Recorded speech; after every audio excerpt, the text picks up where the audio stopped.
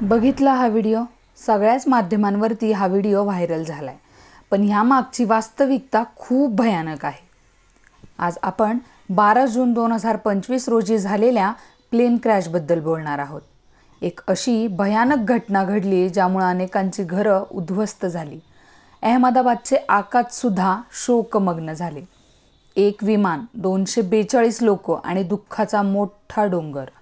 12 जून 2025 रोजी दुपारी 1:38 एअर इंडियाचं बोईंग 7878 ड्रीमलाइनर अहमदाबादवरून लंडनला निघालं। एकूण 242 लोक या उड्डाणावर होते, त्यातील 230 प्रवासी आणि 12 क्रू सदस्य होते। विमान 600 फुटांहून जास्त उंच गेलं आणि अचानक काहीतरी गडबड झाली। विमानात तांत्रिक बिघाड झाला आणि काही सेकंदातच पायलटने ATCला मे डे इमर्जन्सी कॉल केला। हे मे डे म्हणजे आकाशातून शेवटचा मदतीचा हाक, पण काहीच उपयोग झाला नाही। विमानाचं नियंत्रण हरवलं, एक जोरदार आवाज झाला आणि विमान जमिनीवर आदळलं। BJ मेडिकलच्या कॉलेजच्या हॉस्टेलवर, कॅन्टीनवर, जिथे MBBS करणारी खूप सारी भविष्यात होणारी डॉक्टर्स होती। या संकटाचा आवाज 3 किलोमीटरपर्यंत ऐकू आला। एक भीषण स्फोट झाला, आगीच्या ज्वाळा उठल्या, पण मदत करणारी लोकही जमली, पण यातलं कोणीच वाचू नाही शकलं। फक्त एक ब्रिटिश प्रवासी वाचला। स्क्रीनवर तुम्हाला जो फोटो दिसतोय ना, तो आहे प्रतीक जोशी आणि त्यांच्या फॅमिलीचा। प्रतीक जोशी हे गेल्या 6 वर्षापासून लंडनमध्ये राहत होते। ते एक सॉफ्टवेअर प्रोफेशनल होते। त्यांनी त्यांच्या भारतात राहणाऱ्या पत्नी आणि 3 लहान मुलांसाठी परदेशात उज्ज्वल भविष्य घडवण्याचं स्वप्न पाहिलं होतं। वर्षानुवर्ष केलेलं नियोजन, जमवलेली कागदपत्र हे सर्व घेऊन ते त्या दिवशी आपलं स्वप्न साकार करण्यासाठी निघाले। फक्त 2 दिवसापूर्वी त्यांची पत्नी डॉक्टर कोमी व्यास, ज्या एक वैद्यकीय व्यावसायिक होत्या, त्यांनी भारतातील नोकरीचा राजीनामा दिला। बॅगा पॅक झाल्या, निरोप घेतले गेले, त्यांचं भविष्य त्यांची वाट पाहत होते। आज सकाळी सर्व 5 जण आशा उत्साह घेऊन लंडनला जाण्यासाठी एअर इंडिया फ्लाईट 171 मध्ये चढले। सेल्फी घेतला, नातेवाईकांना पाठवला, नवीन आयुष्य सुरू करण्यासाठी एकतर्फी प्रवास सुरू झाला। पण ते कधीच पोहोचले नाहीत। विमान कोसळलं आणि त्यातलं कुणीही वाचलं नाही। काही क्षणात आयुष्यभराची स्वप्न धुळीला मिळाली। त्यांच्या आई वडील, त्यांचे घरचे नातेवाईक, सगळ्यांसाठीच ही बातमी खूप धक्कादायक होती। आई वडील आणि त्यांच्या लहान गोड 3 मुलांची विमानात बसल्याच्या आनंदाच्या भरात घेतलेली ही सेल्फी शेवटची ठरली। हा आनंद त्यांच्या 5 जणांच्या सुखी परिवारावर कधी दुःखाचा डोंगर घेऊन आला त्यांनाही समजले नसावे। या अपघातात शेकडो घरं उद्ध्वस्त झाली।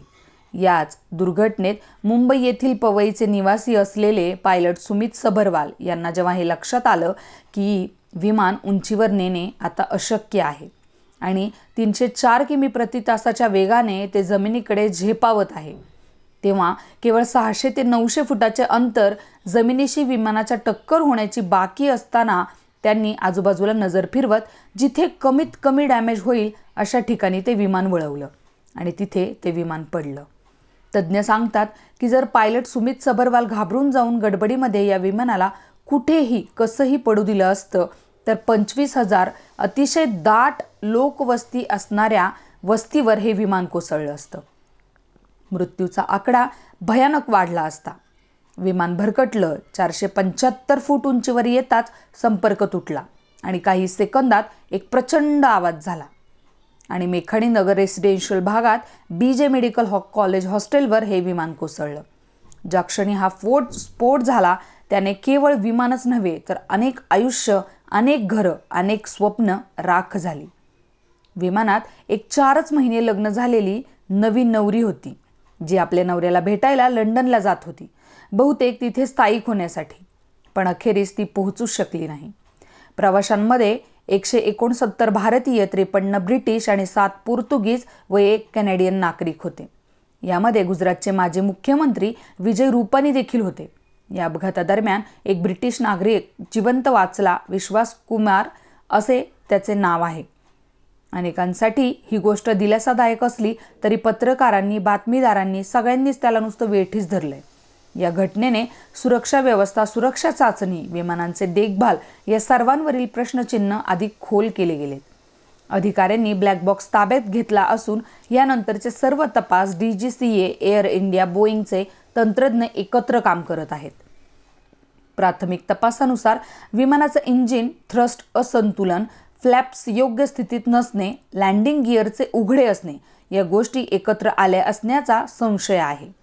या घटनेचे अधिक खोल कारणे शोधण्यासाठी एक विशेष समिती स्थापन करण्यात आली आहे, जी 1 महिन्यात अहवाल सादर करेल.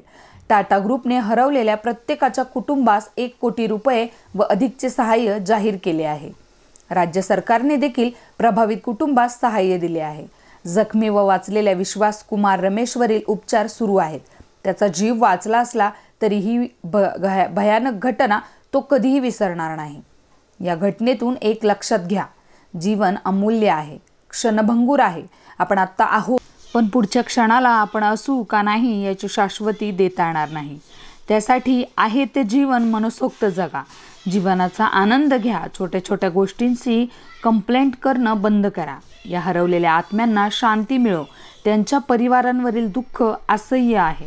प्रत्येक ठिकाणची सुरक्षा अधिक सक्षम करावी, जेणेकरून असं संकट परत घडू नये.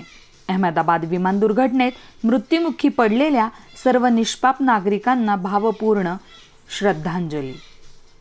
मेरे नज़रों के सब सामने हुआ था. मेरे खुद को भी बिलीव नहीं होता कि मैं कैसे उसमें से जिंदा बाहर निकला.